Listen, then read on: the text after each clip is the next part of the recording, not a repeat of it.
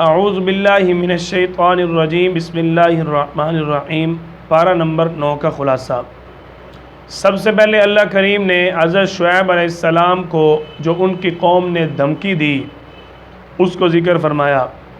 شعیب علیہ السلام کی قوم نے ان کو دھمکایا، اگر آپ ہمارے مذہب پر نہیں آؤ گے، ہماری ملت میں واپس نہیں آؤ گے، ہم آپ کو اپنی بستی سے نکال دیں گے۔ بالآخر اس قوم کی ضد اور سرکشی کی وجہ سے اللہ تعالیٰ نے زلزلہ بھیجا، وہ اپنے گھروں میں اوندے گرے پڑے تھے۔ اللہ کریم نے اپنا دستور بیان فرمایا کہ اللہ کی سنت ہے، یہ طریقہ ہے، جب کسی قوم کی طرف رسول بھیجتے ہیں وہ قوم ان کی بات نہیں مانتی، اللہ تعالیٰ پہلے ان کو غربت، فقر و فاقہ میں ڈال دے ہیں، پھر بیماری اور مصیبت میں ڈال دیتے ہیں، پھر بھی وہ باز نہ آئیں تو پھر انعامات اور مال کی وسعت اور صحت دیتے ہیں تاکہ مصیبت کے بعد آسانی ملنے پر وہ شکر کر سکیں۔ لیکن وہ پھر بھی اگر باز نہیں آتے بلکہ کہتے ہیں کہ یہ زمانے کی عادت ہے، تنگی اور کبھی آسانی، پھر اچانک اللہ تعالیٰ ان پر عذاب بھیج دیتے ہیں۔ اللہ تعالیٰ نے موسیٰ علیہ السلام اور فرعون کا اس پارہ میں مختصر واقعہ ذکر فرمایا۔ جو موسیٰ علیہ السلام کا فرعون کے ساتھ مقابلہ ہوا، فرعون سے گفتگو ہوئی، فرعون نے حضرت موسیٰ علیہ السلام کے مقابلے میں جادوگر کھڑے کیے۔ اللہ کے فضل و کرم سے موسیٰ علیہ السلام کو فتح حاصل ہوئی، حق کا کلمہ بلند ہوا۔ چند معجزات موسیٰ علیہ السلام کے ان کو اللہ تعالیٰ نے ذکر فرمایا۔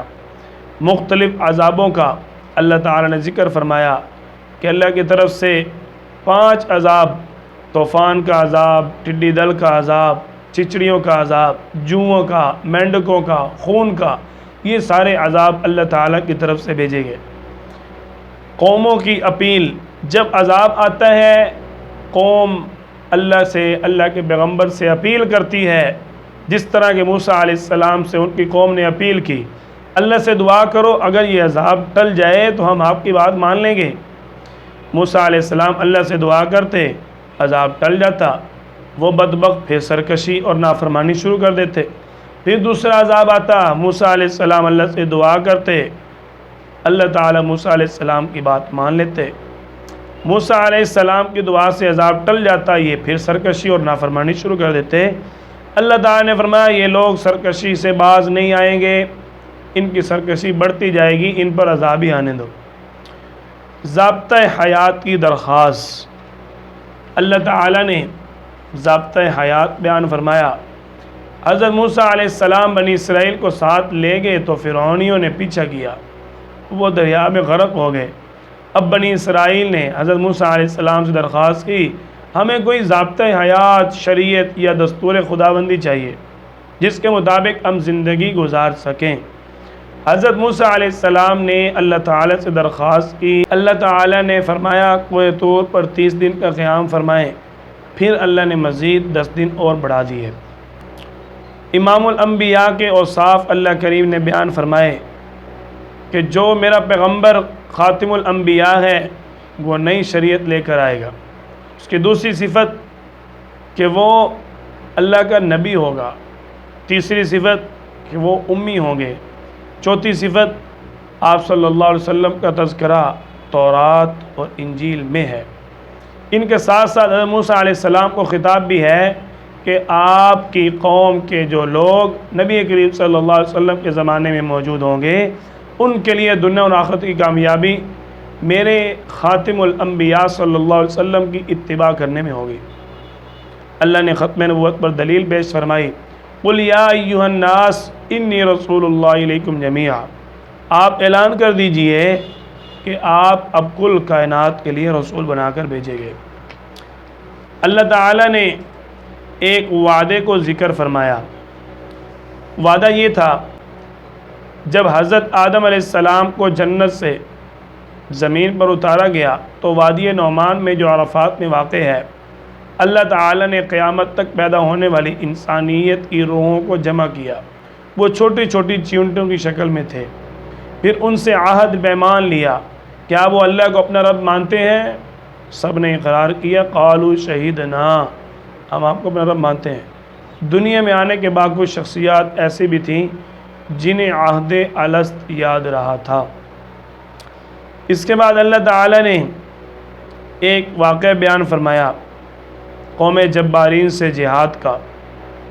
علم غیب اللہ کی ذات کا خاصہ ہے، اس کو اللہ تعالیٰ نے بیان فرمایا۔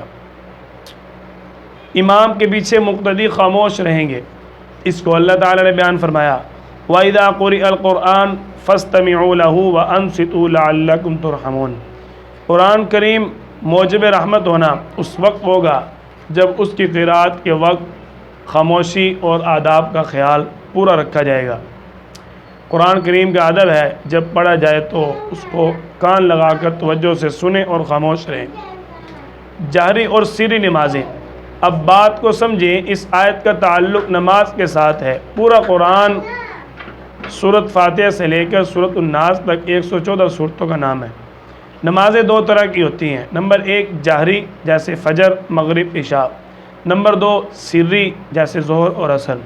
اللہ تعالیٰ نے دو حکم دیے، ایک فاستمعوا، دوسرا وانصتوا۔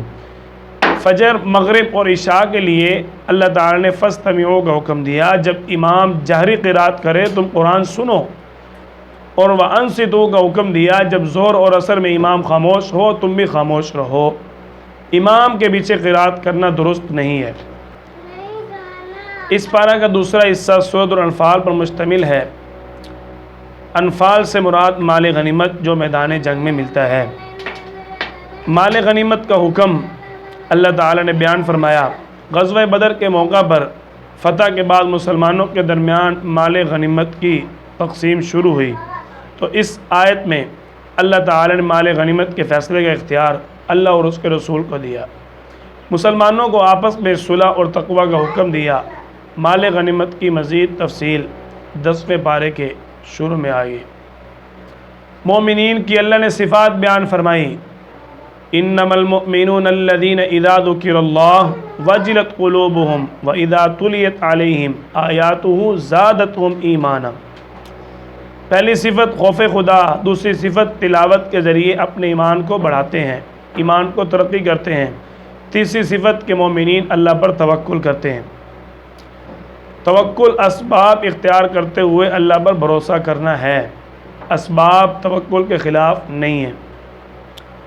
اب اللہ تعالیٰ نے یہاں بیان فرمایا کہ مومنین پر قرآن کی جب تلاوت ہوتی ہے ان کا ایمان بڑھتا ہے، لیکن انتہائی دکھ اور افسوس کے ساتھ یہ بات ملتی ہے کہ کچھ لوگ حفاظ قرۂ کرام کو قرآن کریم کو جلدی پڑھنے کے بار بار اصرار کرتے ہیں۔ قرآن کریم کو شوق نہیں ہے سننے کا، پڑھنے کا شوق نہیں ہے، قرآن کریم کو صحیح اچھی آواز میں سننے کا شوق نہیں، حالانکہ ایمان کی بڑھوتری ہے قرآن کی تلاوت سننے میں۔ جن کو قرآن کریم سننا زیادہ پسند نہیں ان کو اپنے ایمان کی فکر کرنی چاہیے۔ اس کے بعد اللہ تعالیٰ نے غزوہ بدر کی تفصیلی داستان بیان فرمائی۔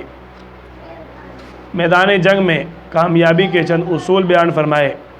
نمبر 1 کافروں سے سامنا ہو، چڑھائی کر کے آ رہے ہوں، تم پیٹ پھیر کر نہ بھاگنا۔ نمبر 2 اللہ اور اس کے رسول کی اطاعت کرنا۔ نمبر 3 اللہ اور اس کے رسول کی دعوت کو قبول کرنا، یعنی جب جنگ کے لیے پکاریں تو پہنچنا۔ نمبر 4 اللہ اور اس کے رسول کے ساتھ بے وفائی نہ کرنا، یعنی میدان جنگ میں پہنچ کر مڑ کر نہیں دیکھنا۔ نمبر 5 تقوی اختیار کرنا، جنگ میں اگر فتح حاصل ہو جائے پھر بھی اللہ سے ڈرنا ہے۔ وآخر دعوانا ان الحمد للہ رب العالمین۔